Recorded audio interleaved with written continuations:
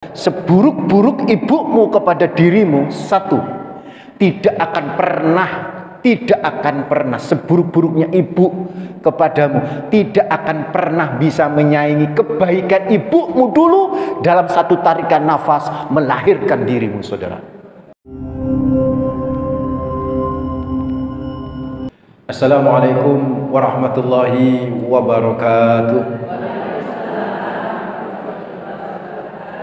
Alhamdulillah wassalatu wassalamu ala asrafil anbiya'i wal mursalin sayyidina wa nabiyyina Muhammadin wa ala alihi wa sahbihi wa man tabi'ahum bi ihsanin ila yaumiddin, amma ba'd. Fa asdaqal hadits kitabullah wa khairal hadi hadi Muhammadin sallallahu alaihi wasallam wa syarrul umuri muhdatsatuha wa kullu bid'atin dhalalah wa kullu dhalalatin finnar. Allahumma anfa'na bima 'allamtana wa 'allimna alladhi yanfa'una wa zidna ilma. Allahumma inni a'udzu bika an adilla wa dhalla wa azilla wa zalla wa adlima wa udlama aw ajhala yujala 'alayya. Rabbi zidni ilma wa sidi fi rizqi wa barik li fima razaqtani waj'alni mahbuban fi qulubi ibadik wa 'azizan bi uyunihim waj'alni wajihan fid dunya wal akhirah wa minal muqarrabin ya kathiran nawal ya hasanal fi'al ya qa'iman bila zawal ya mubdian bila mithal falakal hamdu wa lakal minna wa lakas sarafu ala kulli hal wa sallallahu ala sayyidina Muhammadin wa ala alihi wa sahbihi wasallama walhamdulillahi rabbil alamin. Ikhwatad din hafizahumullah, saudaraku, ibu-ibu yang insyaallah selalu dijaga sama Allah rabbul alamin. Alhamdulillah, pertama kita panjatkan rasa syukur yang mendalam, terus-menerus kita haturkan hanya kepada Allah Rabbul Alamin, Tuhan semesta alam ini yang begitu banyak memberikan kenikmatannya kepada kita, yang begitu besar menurunkan karunia-Nya yang kita tak sanggup berhitung dengan nikmatnya yang luar biasa yang Allah karuniakan kepada kita. Yang bisa kita lakukan terhadap nikmatnya adalah selalu bersyukur. Minimal bunda, wujud syukur di setiap helaan nafas, tidak lepas untuk selalu mengucapkan kalimat hamdalah alhamdulillahirabbil alamin. Yang kedua, salam dan salawat terus kita persembahkan kepada manusia terbaik, pemilik pribadi yang sempurna, teladan abadi bagi kita, Rasulullah Muhammad sallallahu alaihi wasallam, dengan ucapan Allahumma shalli ala sayyidina Muhammad wa ala ali sayyidina Muhammad. Semoga salam dan salawat kita kelak bisa menjadi syafaat bagi kita di hari akhir, amin ya rabbal alamin. Ibu-ibu, temanya ibu itu malaikat tanpa sayap. Ini tema dari saya. Sudah ada artikelnya. Kalau saya nyatet enggak apa-apa. Mau saya share, nanti saya share gitu kan ya. Lengkap artikelnya. Ini sudah pernah saya sampaikan di radio Suara Muslim Surabaya, saudara. Ibu malaikat tanpa sayap. Di dalam Al-Qur'an, Bunda, di dalam Al-Qur'an kata ibu itu disebut di dua redaksi, ummi sama walidah. Ummi sama walidah. Kadang-kadang kita nyebut ummi kepada ibu kita. Mimi itu bisa ummi, bisa mami itu. Belum tentu mi itu ummi gitu kan. Tapi ummi itu artinya ibuku. Ada bahasa lain di dalam Al-Qur'an, walidati, walidah. Itu juga ibuku. Yang mana benar? Dua-duanya benar. Dua-duanya digunakan oleh Allah. Tetapi yang menarik, Bunda, yang menarik nih, ketika Allah menggunakan kalimat ummi di dalam Al-Qur'an, itu biasanya kalimat ummi, umun ya, itu biasanya digandengkan dengan sesuatu yang suci. Misalnya Ummul Qura. Ummul Qura, pernah dengar namanya? Ummul Qura. Di dalam Al-Qur'an ada Ummul Qura. Al-Qura itu adalah jamak daripada qaryah. Qaryah itu kota-kota. Ummul Qura, ummu itu ibu seluruh kota di dunia. Yang dimaksud Ummul Qura, kota apa itu? Halo? Ini masih hidup semua ini ya? Saya nggak sendirian ngomong kan, Bu ya? Saya nggak sendirian ngomong ini ya? Halo? Ini ibu-ibu ada semua nih kan? Ada? Oke, alhamdulillah. Bu, ummu itu ibu. Oke. Al-Qura kota-kota seluruh dunia. Ummul Qura, ibu dari seluruh kota-kota di dunia. Itu kota apa yang dimaksud di Al-Quran? Mekah. Jadi ketika disebut Ummul Qura, itu kota Mekah. Jadi kata ummu ini mesti gandeng dengan sesuatu yang suci. Mekah kan suci. Oke? Ada juga istilah Ummul Kitab. Apa yang dimaksud dengan Ummul Kitab? Ada dua, Al-Quran, atau kalau yang dimaksud adalah Al-Quran, Ummul Kitab dari Al-Quran apa? Al-Fatihah. Paham nih? Suci. Bahkan ketika disebut ummu itu digandengkan dengan manusia, yaitu Ummi Musa, ibunya Nabi Musa alaihissalam, suci. Ibunya Nabi Isa, wa ummuhu siddiqah, kata Allah. Dan ibunya Nabi Isa siddiqah, ibu yang jujur, saudara. Sampai di sini mengerti? Saya berdiri ya. Sampai di sini mengerti, Bu? Ini cuman videonya nggak dapat saya nanti. Jadi saudaraku ikhwatatina fillah, ummun itu selalu digandeng dengan sesuatu yang suci. Di Al-Quran kalau disebut kata ummi, itu mesti ibu yang suci. Ketika Allah nyebut ibunya Nabi Isa, disebut Ummu Isa. Disebut ibunya Nabi Musa, disebut Ummi Musa. Jadi setiap disebut kata ibu dengan bahasa ummi, itu biasanya suci. Paham sampai di sini? Ternyata di dalam Al-Quran ada bahasa ibu yang lain yang bukan ummi. Yaitu apa tadi? Walidah. Walidati, walidah. Itu juga artinya ibu. Itu artinya apa? Ibu. Cuman ngapunten, ketika Al-Quran menyebut walidah, itu tidak berbicara kesucian seorang ibu. Berbeda ketika Al-Quran menyebut ummi. Itu Al-Quran selalu bicara ibu yang suci, ibu yang soleha, ibu yang hebat, ibu yang luar biasa baiknya gitu. Tapi ketika Al-Quran menyebut walidah, kasihan yang nyuting ini bingung. Nggak apa-apa mas, nggak apa-apa. Saya tuh memang ngapunten kalau ceramah itu begini Bu, kalau di masjid, ya kan. Saya itu nggak mau duduk di bawah. Karena sejajar sama ibu, saya nggak mau duduk sejajar. Guru itu harus lebih tinggi duduknya, ya. Bukan karena ingin dimuliakan, supaya saya bisa ngeliat yang di belakang itu nggak ketok aku gitu loh. Ya apa? Wes gak gelem maju, masa guru ini yang maju kan begitu kan ya. So, saudaraku ikhwatatina fillah, paham ya, di Al-Quran itu ada dua kata tentang ibu. Yang satu tadi apa? Ummi, yang satunya tadi walidah. Ummi selalu disebut suci, bahkan digandeng dengan kota yang suci, digandeng dengan kitab yang suci, bahkan digandeng dengan bapaknya para nabi, Ummi Musa, Ummi Isa, begitu. Artinya ketika Al-Quran menyebut ummi, itu berarti ibu yang soleha. Paham sampai di sini? Halo? Makanya Bun, kalau ibu itu dipanggil sama anak ummi, itu berarti jenengan mesti soleha. Iya. Tapi nih jenengan gak pede solehanya, biasa dipanggil ibu, emak, mama gitu, mami.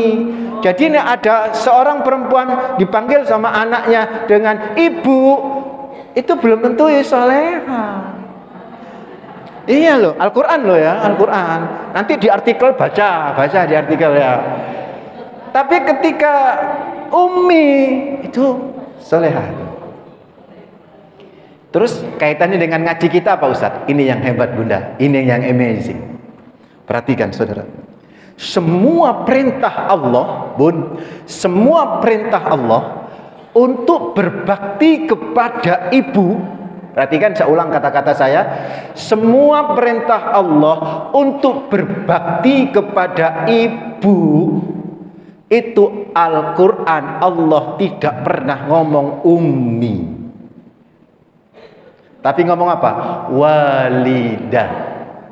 Tadi yang dibaca oleh jenengan, oleh Ustadz Iskandar, surat Luqman ayat 14, coba dicek. Halo, ini ngaji kan? Kok nggak bawa catatan, Ibu? Hah? Oh, bawa ya? Bawa Quran nggak nih, Bunda? Oh ya. Surat apa, Bu? Surat Luqman ayat 14. Terus lagi coba dicek, Bu, surat Al-Baqarah ayat 83. Dan dicek lagi, Bu, surat An-Nisa ayat 36. Terus dicek lagi nanti surat Al-An'am 151. Dicek lagi surat Al-Isra ayat 23. Dicek lagi surat Al-Ahqaf ayat 15. Kecepatan Ustaz, tak ulang mana ya, Bu? Tak ulang. Ya, saya paham. Biar gak ngantuk, Bun. Ini kan jam-jam kritis. Ngapunten saya ini, ngapunten dari mulai jam 3 saya tadi. Udah kuliah subuh jam 3, kuliah subuhnya di Puri Mas sini. Terus pulang sebentar, ada kajian jam 8, ada kajian jam 9, ada kajian tadi di daerah Kelampis sampai jam setengah 1 kurang baru nyampe di sini. Jadi mohon maaf kalau saya kurang terlalu energik ya Bunda ya. Coba perhatikan, Bun, coba perhatikan. Surat apa tadi yang pertama? Luqman ayat 14 ya. Terus yang kedua Al-Baqarah 83. Sampai catat mawon, Ji. Terus surat apa lagi? An-Nisa 36. 36, Bun, 36. An-Nisa 36. Sampun? Terus Al-An'am 151. J. Al-An'am 151, Bunda. Terus sampun? Al-Isra 23. Al-Isra 23. Sampun? Al-Ahqaf 15. Al-Ahqaf 15. Saya ingin kasih tahu, Bunda ya, saya ingin kasih tahu. Tadi apa? Saya ngawalin di Al-Qur'an kata ibu itu cuma ada 2, ummi sama walidah. Ummi biasanya digandeng dengan sesuatu yang suci. Kalau digandeng dengan manusia, manusia pun suci. Seolah Allah berkata, kalau berbicara tentang ummi itu bicara tentang wanita ibu yang soleha. Ibu dipanggil kepingin jadi soleh, panggillah, minta panggilan kepada anak sebagai apa? Ummi. Karena itu identik simbol kesalehan seorang ibu. Paham? Dan yang kedua, walidati. Ini satu yang ingin saya sampaikan. Yang kedua yang saya sampaikan, ternyata Bunda, nah ini nih, ternyata ketika Allah memerintahkan kita untuk berbakti kepada kedua orang tua, maksudnya berbakti kepada ibu, ternyata Al-Quran tidak menggunakan ummi. Al-Quran tidak menggunakan ummi. Berbaktilah kepada ummimu, enggak. Ternyata ayat-ayat tadi yang saya sampaikan kepada Bunda tadi ada 6 ayat. Dan yang persis sama itu ada 5 ayat. Wabil walidaini ihsana. Kepada kedua orang tuamu, wabil khusus kepada ibumu, itu berbuatlah ihsan, berbuatlah terbaik. So, di sini Al-Quran, di semua ayat yang saya sampaikan kepada ibu-ibu tadi, tidak ada satupun kata ummi. Yang ada walidain, yaitu walidah, ibu yang melahirkan. Paham sampai di sini? Kalau ibu paham, why? Kenapa Ustaz? Kenapa kok perintah berbakti kepada ibu Allah tidak menggunakan ummi? Seolah Allah berkata kepada kita semua, hei manusia semuanya, berbaktilah kepada ibumu sekalipun ibumu tidak soleh. Halo? Andai Bunda, andai Al-Quran meminta kita, yang 5 ayat tadi itu loh, meminta kita untuk berbakti kepada ummi, maka kalau ada ibu yang toleha alias tidak soleh, wajib berbakti enggak? Enggak wajib, wong ibu kurang ajar kan begitu misalnya, ibu jahat gitu, enggak wajib. Makanya ketika ada jamaah saya yang konsultasi, Bunda, Ustadz, ibu saya itu jaluan duit toh. Ustadz, ibu saya itu ngutang bolak-balik, Ustadz. Apakah saya harus tetap ngajeni ibu saya? Saya bilang begini, seburuk-buruk ibumu kepada dirimu, satu, tidak akan pernah seburuk-buruknya ibu kepadamu, tidak akan pernah bisa menyaingi kebaikan ibumu dulu dalam satu tarikan nafas melahirkan dirimu, saudara. Nggak bisa, saudara. Berinding bulu saya ini, saudaraku, ikhwataddin fillah. Ini luar biasa. Satu. Yang kedua, itulah rahasianya kenapa Al-Quran berkata perintahnya itu berbakti kepada walidah, bukan kepada ummi. Kalau ummi itu suci, kalau ummi itu soleha. Kalau perintahnya kepada ibu yang soleha saja, bagaimana dengan ibu-ibu yang tidak soleha? Berarti tidak wajib kita berbakti? Tidak, saudara. Kita perintah baktinya kepada ibu walidah yang melahirkan kita. Maka cek di surat Al-Baqarah 233. Surat apa, Bun? Al-Baqarah 233. Ya kan? Wal walidatu yurdi'na auladahunna haulaini kamilaini. Al-Baqarah 233. Apa kata Allah di situ? Wal walidatu. Jadi walidah itu wanita-wanita yang melahirkan kita. Yurdi'na, menyusui, auladahunna, anak-anak mereka, haulaini kamilaini, selama 2 tahun, saudara. Itu adalah ibu. Dan ibu yang menggunakan kata walidah di dalam Al-Quran tidak selalu disebut solehah. Jadi netral. Dan ini rahasianya supaya kita berbakti kepada orang tua kita, wabil khusus kepada ibu kita. Itu, saudaraku, supaya kita berbakti tidak ngelihat, iku ibuku gak soleh kok lapu aku, ibu gak tau ngaji lah. Enggak boleh begitu. Siapapun yang pernah melahirkan kita, siapapun dan kayak apapun orangnya, Bunda, bakti harus kita haturkan kepada orang yang telah melahirkan dan mengorbankan jiwa kita, mengorbankan jiwa mereka untuk melahirnya kita. Sampai di sini paham, Ibu? Berarti bakti kepada orang tua tidak melihat kesolehan orang tua kita kepada diri kita. Bakti kita kepada ibu kita tidak melihat api orai ibu kita kepada kita. Enggak melihat. Oke? Gitu ya. Mari kita lanjut, saudaraku. Coba lihat surat Luqman ayat berapa tadi? 14. Surat Luqman ayat berapa, Bunda? 14. Wa wassaynal insana biwalidayhi. Perhatikan. Wa wassaynal insana biwalidayhi. Wa wassayna, kami wasiatkan kepada manusia untuk berbakti kepada kedua orang tuanya. Perhatikan, kedua orang tua. Kedua orang tua. Pertanyaannya, yang dimaksud kedua orang tua itu siapa? Perhatikan. Bapak sama ibu. Bapak ibu atau ibu saja? Bapak, ibu atau ibu saja? Atau bapak saja? Atau dua-duanya saja? Dua-duanya. Saya nggak setuju, Bu. Itu yang dimaksud adalah ibu. Bukan itu. Semua ayat-ayat Al-Quran yang berbicara itu adalah yang dimaksud oleh ibu. Kalau ibu nggak percaya, lanjutin ayatnya tadi. Surat apa tadi? Luqman ayat berapa? 14 ya. Wa wassaynal insana biwalidayhi.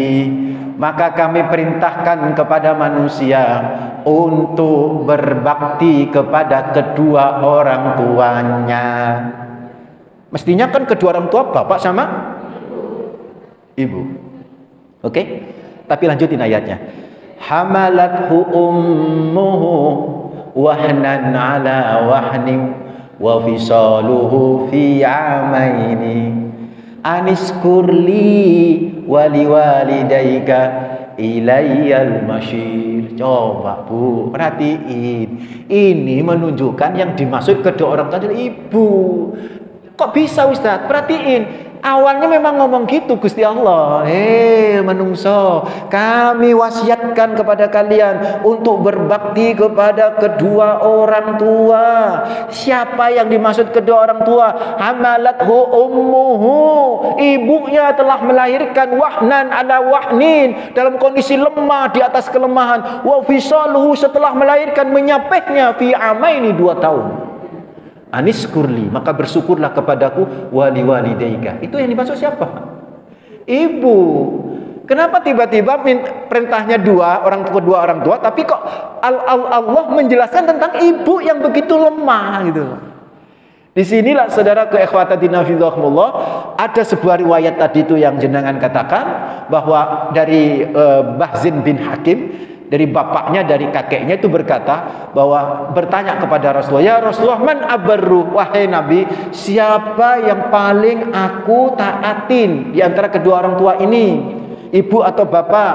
Maka Nabi menjawab, ummuka, ibumu. Sumaman ya Rasulullah. Kemudian siapa lagi ya Rasulullah? Ummuka, ibumu. Sumaman ya Rasulullah. Kemudian siapa lagi? Ibumu. Sumaman ya, kemudian baru yang keempat, abaka fal akrab, sumat akrab fal akrab. Kemudian selain bapakmu yaitu kakek, ada paman, kan begitu kan. Jadi ibu, masya Allah, diulang-ulang tiap kali gitu. Pertanyaannya, Ustadz, dari mana penafsiran bahwa semua ayat-ayat Al-Quran yang berbicara tadi, 6 ayat tadi itu kan ya, yang berbicara berbakti kepada ibu, ibu yang melahirkan, tidak peduli ibu itu soleha atau tidak soleha, selama yang melahirkan panjenengan, bakti harus ditujukan kepadanya, saudaraku. Dan kenapa di antara dua orang tua ini, bapak dan ibu, kok fokusnya Al-Quran menceritakan tentang kesulitan dan kesedihan atau kelemahan seorang ibu? Kenapa? Ini menunjukkan, saudaraku ikhwatadina fillah, ibu harus kita dahulukan. Pertanyaannya, kenapa ibu harus didahulukan? Karena ada 2 hal. Ibu ada 2 hal. Kenapa bakti kita lebih kita utamakan ketimbang kepada bapak? Ada 2 hal. Pertama, makhluk yang paling banyak berkorban di antara 2 orang ini, bapak sama ibu, sinten? Ibu. 3 kali ibu berkorban. Pertama apa? Hamil. Yang kedua, melahirkan. Yang ketiga, menyapi, ya, menyusui 2 tahun sampai menyapi. Itu pengorbanan. Ketika melahirkan, ayo coba. Ini ibu-ibu semua, ya kan? Mungkin ibu saya juga, ya kan ya? Ibu-ibu semua, masya Allah. Itu luar biasa, saudaraku ikhwatadina fillah, pengorbanannya, ya enggak? Nyawa kan bunda ya? Nyawa ya bu ya. Kalau kehabisan darah, kehabisan nafas, itu ibu, ya kan? Saya pernah ngomong nih sama orang yang jahat sama ibunya, Mas, kalau sampean nggak tahu bagaimana pengorbanan seorang ibu, sampean tak delok kekar bu, dempal gitu. Coba dalam 2 minggu saja, buletkan di perutnya sampean, berat cuman 3 kilo mawon, pakai barbel, terus dibulat 2 minggu, pasti alboyo uwal sengkle. Lha iya to abot, wong jenenge ibu itu kan 9 bulan sih. Dari mulai 2 kilo, 3 kilo kan begitu kan ya. Paling tinggi kan 4 kilo itu sak ketubane kan sampai 5 kilo. Itu sampai mereng-mereng begini. Turu juga ya gak iso ya kan. Masih ingat kan ibu ya? Masih ingat kan? Halo? Ya kalau nggak ingat buat lagi bu, enggak apa-apa gitu. Itu saudaraku ikhwatadina fillah ya enggak ya? Berat pengorbanan ibu dari mulai hamil, belum lagi lahir, belum lagi yang namanya apa? Menyusui. Makanya bunda, kenapa ada hukum nifas?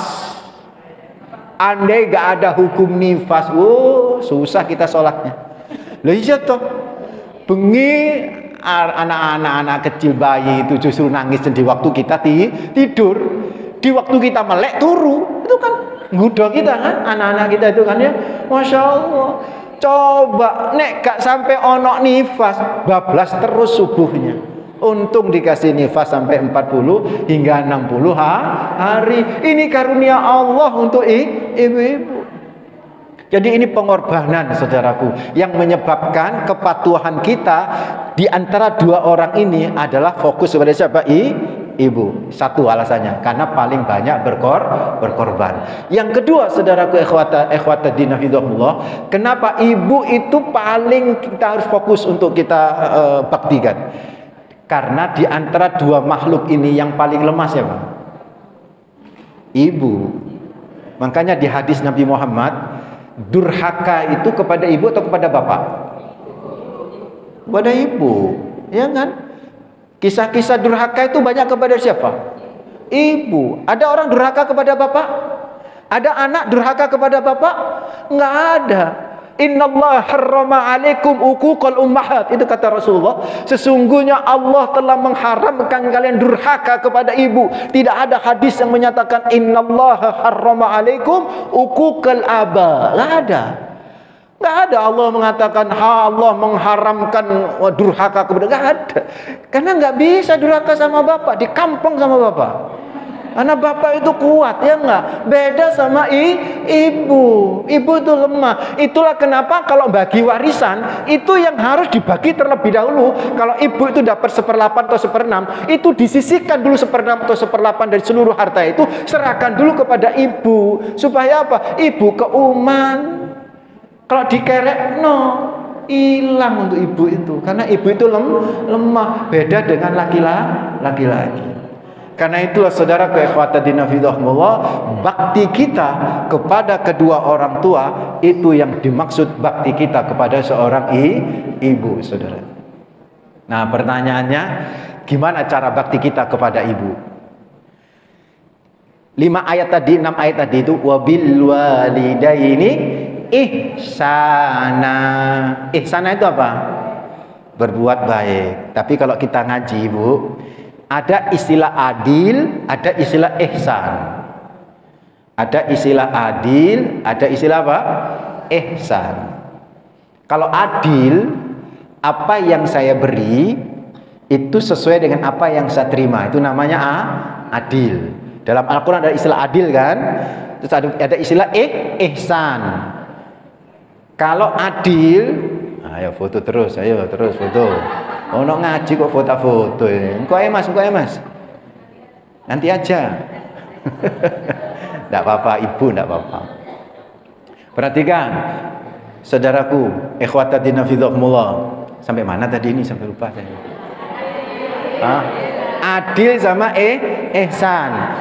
Adil itu same.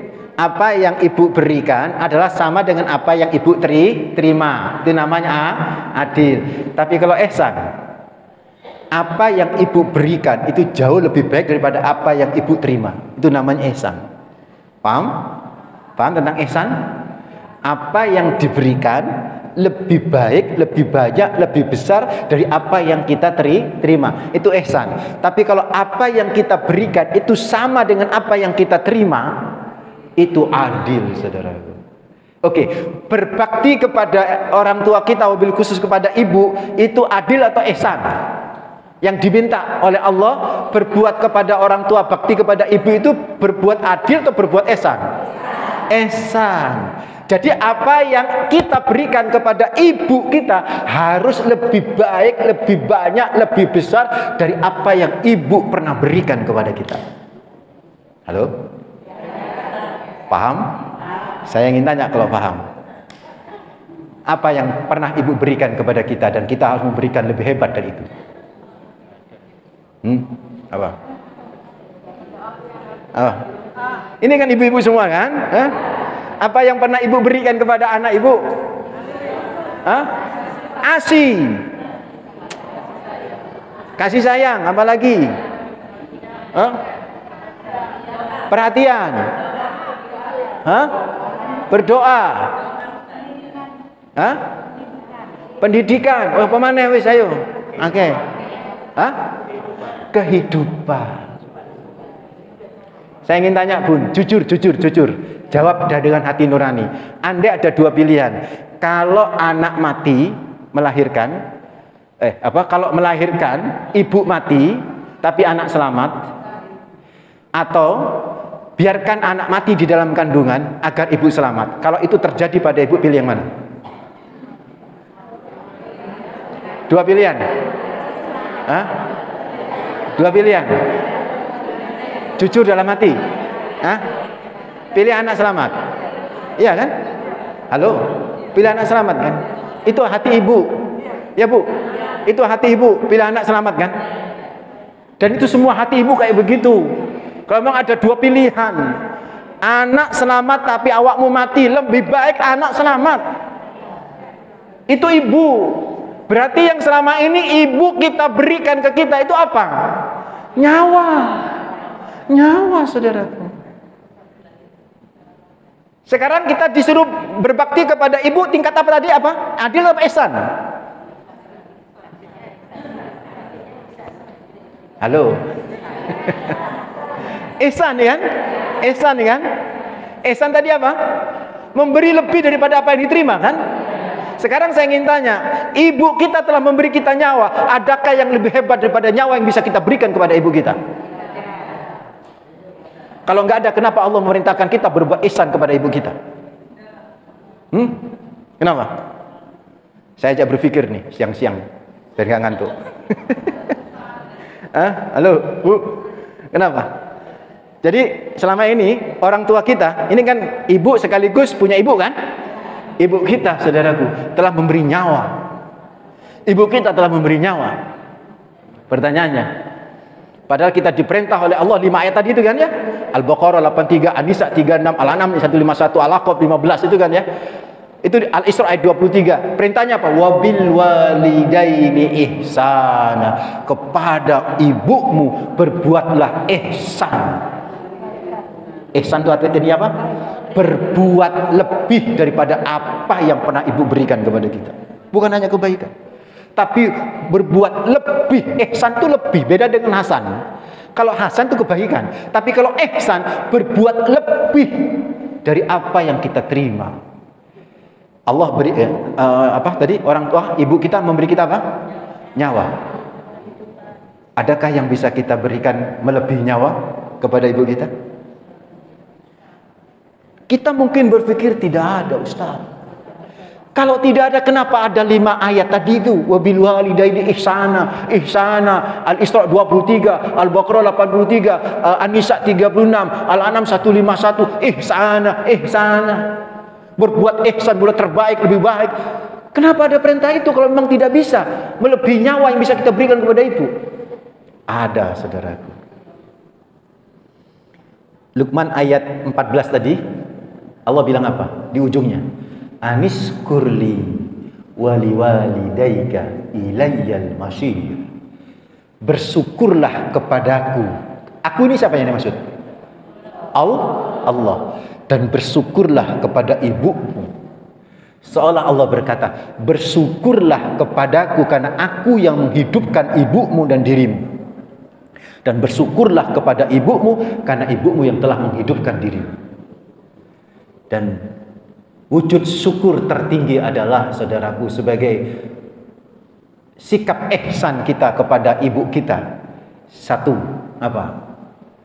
Saya kasih 2 aja ya, untuk orang tua kita. 1, berdoa selesai sholat.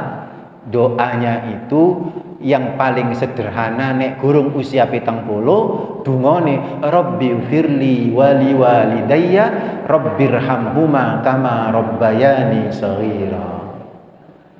Jadi kayak begini nih, Aniskurli, bersyukurlah kepadaku. Kita bersyukur kepada Allah dengan cara apa? Sholat kan? Kita bersyukur kepada Allah dengan cara apa?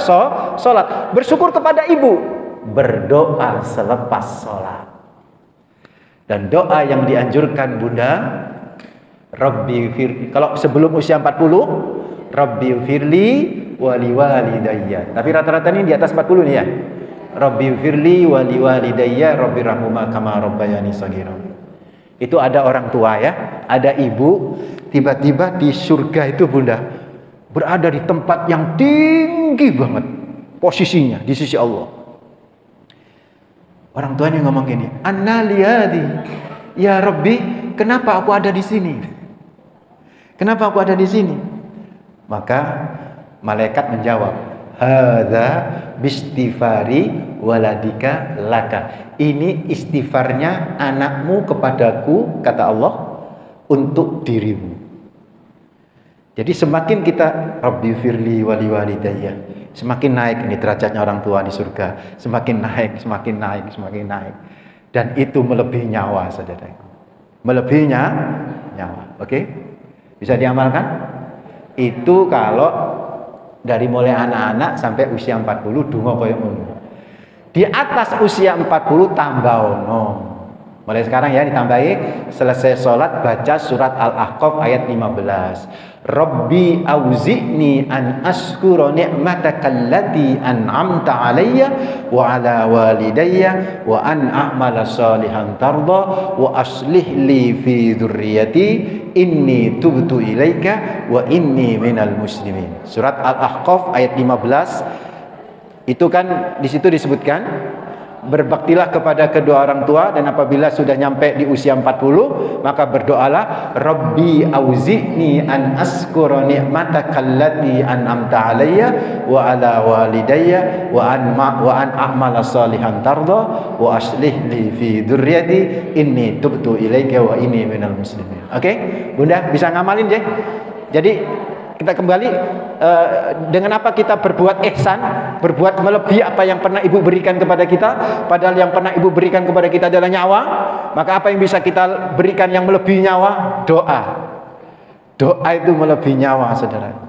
Makanya tak boleh berhenti ibu setiap sholat 5 waktu itu moco Rabbi firli wali walidayya ditambahi Rabbi auzi'ni an askura ni'mataka allati an'amta alayya wa ala walidayya wa an a'mala salihan tarda wa aslih li fi dzurriyyati inni tubtu ilaika wa inni minal muslimin. Sampai sini paham sih? Ini yang pertama, Bunda, yang harus kita lakukan kepada kedua orang tua, ya. Ini kedua orang tua kita yang hidup maupun yang sudah tiada. Doa itu. Terus apa lagi? Ini khusus untuk yang sudah meninggal dunia, yaitu usah. Sebenarnya sama, yang meninggal dunia ataupun yang tidak meninggal dunia ini sama, yaitu banyakin amal soleh panjenengan. Karena kesolehan jenengan, Bunda, ini apa namanya, jenengan ngaji itu dilihat sama bapak ibu. Betul, itu dilihat sama orang tua kita. Lihat surat At-Taubah ayat 105. Lihat surat apa? Wa qul malu fasayarallahu amalakum wa rasuluhu wal mu'minun. Kata Allah, beramallah kalian, maksudnya beramallah soleh kalian, maka Allah dan Rasulnya akan melihat amalan kalian, serta orang-orang beriman pun melihat amalan kalian. Saya ingin tanya, yang dimaksud orang beriman, orang mukmin melihat amalan kalian itu orang mukmin yang hidup atau orang mukmin yang sudah wafat? Kan nggak disebut kan, mukmin yang hidup atau mukmin yang wafat, kan nggak disebut kan? Karena nggak disebut, itu ulama menyatakan itu kerabat-kerabat kita itu juga termasuk di dalam surat itu. Kerabat kita yang sudah meninggal dunia itu masih bisa melihat apa yang dilakukan oleh yang masih hidup. Jadi ibu ngaji itu iso didelok tuh. Jadi alam barzah itu seperti kaca gini, Bunda. Kita batas antara kita alam dunia sama alam barzah seperti kaca.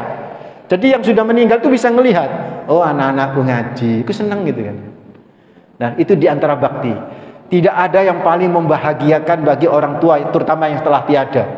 Itu adalah ketika melihat anak-anaknya soleh dan soleha, yang mendoakan dan kemudian berbuat kebajikan, berbuat kebaktian yang luar biasa.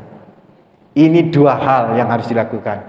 Tentu ada yang ketiga, itu banyak berkhidmat dan jangan sampai menyakitin hati ibu. Kenapa? Suhtul walidain, suhtullah fi suhtil walidain. Kemurkaan kedua orang tua, kemurkaan Allah itu terletak pada kemurkaan kedua orang tua. Ridhonya Allah itu terletak pada ridhonya kedua orang tua. Jangan sampai hati wong tua iku mantel, apa maneh nangis, apa maneh nangis. Sampai nangis itu sudah durhaka itu. Kalau sampai membuat orang tua menangis, itu sudah durhaka, minta maaflah kepada orang tua. Sekalipun orang tua nggak soleh, kan tadi sudah saya bahas di depan kan, bahwa kebaktian kita kepada orang tua tidak melihat kesalehan orang tua kita, saleh apa enggak. Apa maneh soleh, ngono lho. Oh soleh, seneng ngaji, seneng tangi bengi. Wong tua itu pusoko. Orang model kayak gitu, orang tua itu pusoko. Omongannya mandi, tahu mandi? Cespleng itu, hati-hati. Sakti mandraguna itu orang tua. Karena itu saudaraku ikhwatadina fidhakumullah, ibu itu malaikat yang doa-doanya itu istijabah. Cuma bedanya dengan malaikat, dia tanpa sayap. Dia tidak bisa terbang, saudaraku. Tetapi hati ibu inilah yang akan bisa menerbangkan anak-anaknya melebihi ibunya itu sendiri. Karena itu jangan sampai kita durhaka kepada kedua orang tua. Ingat, kalau ada surga di telapak kaki ibu, itu artinya bunda, soal riwayat sahih atau tidak, tapi artinya bahwa pintu surga untuk kita bisa masukin adalah melalui telapak kaki ibu. Itu maksudnya melalui kebaktian kepada seorang ibu, tidak melihat ibu soleh atau tidak soleh. Wallahu a'lam bishawab. Ada pertanyaan silakan ibu-ibu, monggo, ada diskusi. Assalamualaikum warahmatullahi wabarakatuh. Salam. Mohon maaf Pak Ustaz, saya ingin menanyakan, kami sebagai seorang ibu, apakah masih berhak menasihati anak-anak kami yang sudah menikah? Demikian Bapak Ustaz, terima kasih. Wassalamualaikum warahmatullahi wabarakatuh. Waalaikumsalam warahmatullahi wabarakatuh. Bicara nasihat menasehati, saya ingin kasih tahu nih, wa tawasau bil haq wa tawasau bis sabr, itu berlaku umum. Tidak hanya posisi sebagai ibu, posisi sebagai ustadz pun terus bisa menasihatin ila yaumil qiyamah. Siapapun kita harus menasihatin. Ya, kalau kita melihat kemungkaran, man ra'a minkum mungkaran falyughayyir biyadi, kata Rasulullah. Siapa saja melihat kemungkaran, rubah dengan tangan. Kalau nggak bisa, rubah dengan lisan. Kalau nggak bisa, doa. Ini bebas siapa saja, apalagi seorang ibu, gitu loh. Nggak bisa dibatasin anak itu sudah berkeluarga atau tidak untuk menasihatin, gitu kan ya. Cuman, nah tanggung jawab itu nanti ada dua macam bunda. Tanggung jawab itu ada dua macam. Ada tanggung jawab wiqayah, ada tanggung jawab tabligh. Jadi dakwah itu ngajak orang berbuat baik itu ada yang wiqayah, ada yang tabligh. Wiqayah itu antara ayah ke anak, antara ibu ke anak, itu namanya wiqayah. Wiqayah itu penjagaan. Jadi kalau ngajarin, ngenasihatin anak itu sampai anak itu benar-benar dijaga sampai tidak berbuat maksiat. Jadi kalau anak itu masih tetap berbuat maksiat, itu tanggung jawab tetap kepada ibu itu. Aku wis sering loh Pak Ustaz ngandani jarno Ustaz yang penting aku wis nyampe, nggak bisa. Harus tetap tanggung jawab kejenengan karena itu orang tua. Itu namanya wiqayah. Beda kalau saya kepada ibu-ibu, tanggung jawab sebagai tabligh. Tabligh itu menyampaikan. Jadi kalau saya sudah menyampaikan, tanggung jawab saya di depan Allah sudah selesai, gitu kan. Nah, bagaimana batasan dengan anak? Anak itu kalau sudah berkeluarga, itu sudah nggak wiqayah lagi. Nasihat tetap jalan, tapi tetap tanggung jawabnya sudah pribadi. Karena dia adalah sosok yang bertanggung jawab. Kalau dia punya suami, imamnya. Kalau dia punya suami, imamnya. Cuman bagaimana bakti seorang anak kepada ibunya, apakah dibatasi sampai nikah atau sampai hari kiamat? Sampai hari kiamat. Kalau dia seorang laki, maka wanita number one itu ibunya, bukan istrinya. Para istri, kalau punya suami masih punya ibu, maka kalian jangan cemburu kalau sang anak, sang suami ini masih lebih mendahulukan ibunya. Anda harus paham itu yang seharusnya. Paham? Tapi sebaliknya, kalau si perempuan ini, istri, itu kepada ibu sudah putus taatnya kepada suami. Cuman suami sing bijaksana akan mempersilakan istrinya untuk tetap berbakti dengan sepenuh hati kepada ibunya. Wallahu a'lam. Oke. Ada lagi saya? Ada lagi? Assalamualaikum warahmatullahi wabarakatuh. Salam. Saya mau tanya. Oh ya. Itu kita harus berbakti kepada ibu. Kita hukumnya bagaimana? Kita harus berbakti juga kepada suami. Terima kasih. Assalamualaikum warahmatullahi Waalaikumsalam. Tadi sudah saya jawab ya. Sudah saya jawab. Jadi suami yang bijaksana itu tidak akan pernah menghalang-halangi ketaatan seorang istrinya kepada ibunya. Bahkan suami yang bijaksana itu akan ngalah ketika ibu mertuanya minta anak perempuannya datang ke rumahnya, itu ngalah. Wis gak apa-apa ibumu, itu loh. Yes, ibumu taat-taat. Itu suami yang bijaksana dan suami yang luar biasa. Begitu ya. Ojo gua ya mentang-mentang jadi suami awakmu saya nang aku. Gak usah nang ibumu maneh, ware cilik ae. Enggak boleh begitu. Begitu ya, Ibu ya. Wallahu a'lam. Baik, ini saya di luar tema, tapi masalah sholat saya anggap ini sangat penting, Ustaz. Saya baru saja mendengar juga nih dari ceramahnya Buya Yahya Zainul Ma'arif. Kita ketahui bersama bahwa ibu-ibu ini kebanyakan mukenanya ada yang lurus panjang, ada yang 2 piece. Kainnya pun berbeda-beda, ada yang tebal katun, ada yang tipis. Nah, yang 2 piece ini yang tipis itu ternyata mempunyai resiko ketika sholat. Ini Bu. Ini. Seringkali kita ibu-ibu kalau kita sholat dari berdiri ke sujud, mukena kita, apalagi kalau yang dekat dengan kipas angin, miber loh. Lah terutama sujud, ternyata mukena itu menutupi jidat pada saat sujud, dan itu ternyata menurut Buya Ma'arif itu sholatnya tidak sah. Saya kaget Ustaz. Soalnya pernah suatu kejadian saya itu di suatu musola yang relatif musolanya tidak bersih, tidak dirawat, bau. Jadi saya tuh kadang-kadang dengan sengaja ketika sujud itu si mukena itu saya akan supaya ciri saya ternyata kata Buya Ma'arif itu tidak sah sholatnya karena dia mengikuti pakaian yang bergerak untuk sholat. Nah itu saya minta penjelasan dari Ustaz. Ya. 2 boleh ya? 2. Boleh ya Ibu? Tapi kaitan tadi dengan sah tidak sahnya sholat. Yang kedua, saya mendengar dari almarhum Syekh Jabir. Kalau di Madinah dalam hal menjawab azan, orang dia bilang gini, beliau bilang gini. Kalau di Indonesia itu kenapa ya begitu jawabnya? Begitu Allah Akbar, kita Allah Akbar. Mengikuti suara azan.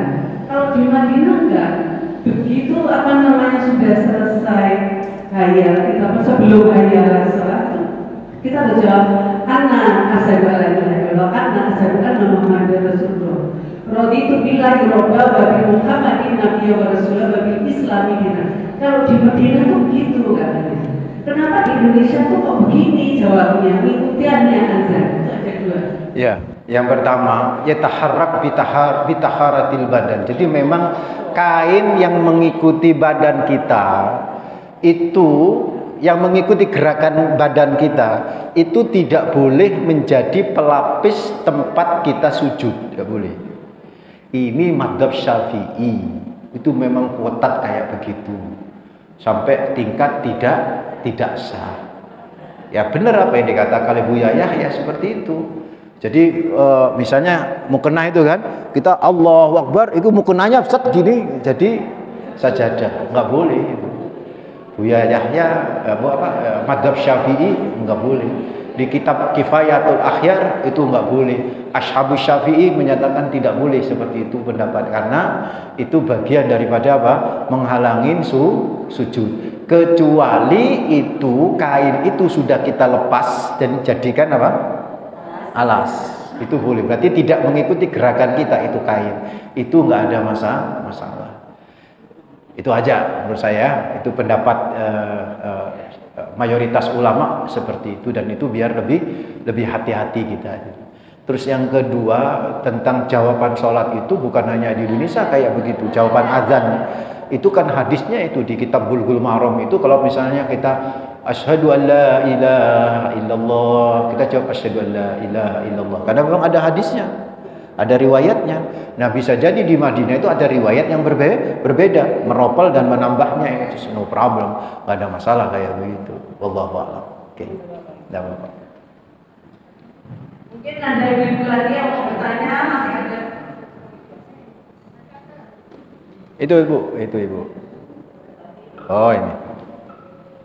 Assalamualaikum warahmatullahi wabarakatuh. Waalaikumsalam warahmatullahi wabarakatuh. Saya sering berpikir Ustaz, waktu zaman di COVID itu ya, banyak orang meninggal selalu dimasukkan sarung plastik ya. Habis itu ada juga pina. Itu menurut hukum Islam bagaimana Ustaz? Dia merasa tersiksa gerak ya yang sedemikian dia tadi atau sama dengan yang menjalanya dengan kain apa langsung diturunkan di berat tanahnya karena berasal dari tanah bagi tanah itu hukumnya bagaimana? Dalam kondisi darurat itu boleh. Salam. Dalam kondisi darurat itu boleh. Yang nggak boleh itu dalam kondisi normal. Pakai peti itu pun nggak boleh. Ada sebagian ulama yang menyatakan makruh gitu kan ya. Ya tidak ada kaitan dengan nanti di gerah loh, enggak ada. Apalagi dalam kondisi darurat pandemi, maka majelis ulama di Indonesia itu membolehkan model pemakaman untuk COVID kayak begitu. Wallahu. Iya. Tapi kan nanti hancur itu tubuh itu. Iya bisa hancur. Begitu. Wallahu a'lam. Ya itu kan darurat. J sama-sama. Ibu yang di pojok itu, Mas itu. Satu lagi.